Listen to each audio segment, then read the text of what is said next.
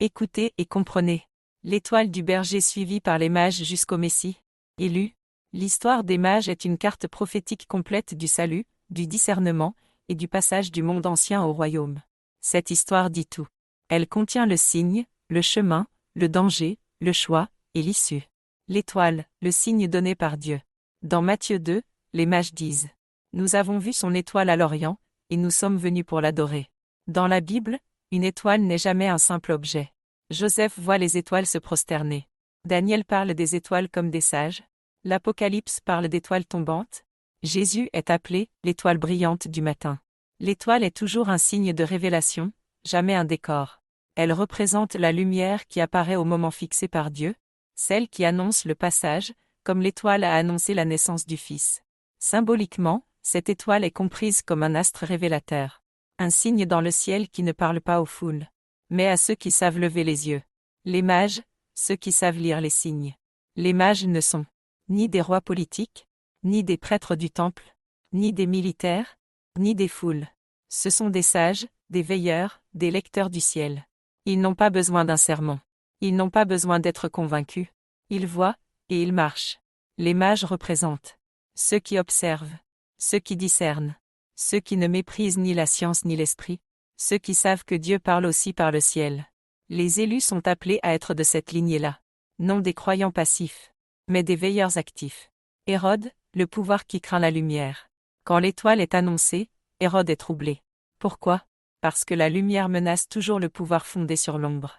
Hérode cherche à savoir quand l'étoile est apparue, à localiser l'enfant, non pour l'adorer, mais pour le détruire. Hérode représente le pouvoir du monde, les systèmes qui vivent de la domination, les structures qui craignent toute révélation vraie. Dans toutes les générations, quand une lumière authentique se lève, le monde ne cherche pas la vérité, il cherche le contrôle. Le berger est celui qui paie Israël. Les scribes disent: De toi sortira un chef qui paîtra Israël. Le Messie n'est pas présenté comme un général, un conquérant, un tyran, mais comme un berger. Le berger conduit, protège, nourrit, connaît ses brebis, marche devant elles. Cela signifie que la vraie royauté est une royauté de service, et que la vraie autorité est une autorité de lumière et de soin. Les trois présents, or, encens, myrrhe. Ces trois présents ne sont pas des cadeaux de courtoisie. Ils sont une prophétie complète en 3 actes. L'or, la royauté. Il est roi. L'encens, la divinité. Il est du Père. La myrrhe, la mort. Il passera par la souffrance. Les mages apportent déjà le royaume, la présence, et la croix. Tout le plan est déjà contenu dans la crèche. Ils rentrèrent par un autre chemin. Après avoir vu l'enfant, les mages ne retournent pas vers Hérode. Ils changent de route. Cela signifie une chose essentielle. On ne retourne jamais vers le monde. Après avoir rencontré la vraie lumière. Quand on a vu, on ne peut plus faire semblant de ne pas avoir vu. Les élus, eux aussi, sont appelés à ne pas retourner vers les anciens systèmes. Ne pas revenir vers les anciens maîtres. Ne pas repasser par Hérode. Lien avec le livre de vie, au niveau du sens. L'étoile, c'est le signe céleste de la bascule. Les mages sont ceux qui savent lire ce signe. Le berger est celui qui conduit l'humanité dans le passage. Hérode est le monde qui panique à l'approche de la lumière. Les présents sont le royaume, le sacré et le sacrifice réunis. Le changement de chemin est la sortie définitive du monde ancien.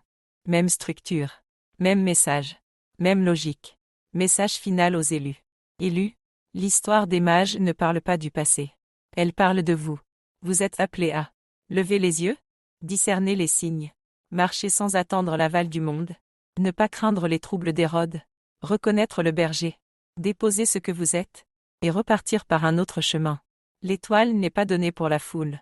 Elle est donnée pour les veilleurs. Ceux qui savent regarder le ciel, savent aussi reconnaître le royaume.